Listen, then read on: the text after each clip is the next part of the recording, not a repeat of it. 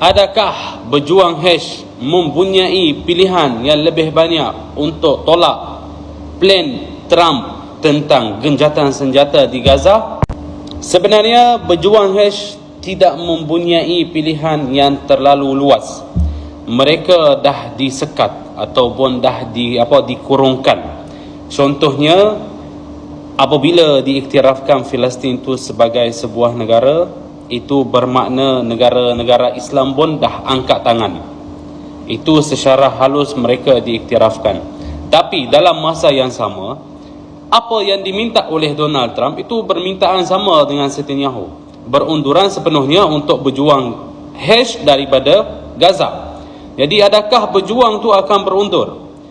Saya rasa kemungkinan besar perkara itu tidak akan berlaku. Sebab apa?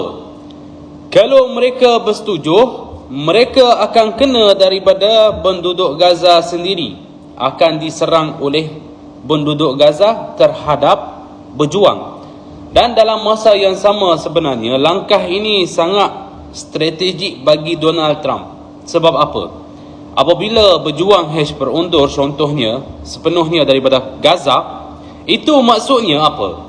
Maksudnya tiada lagi nama berjuang, bukan sekadar di Palestin, di sekeliling dunia ataupun di sekeliling negara Timur Tengah, tiada lagi orang yang akan fikir lagi tentang nak berjuang dan pertahankan tanah air sendiri.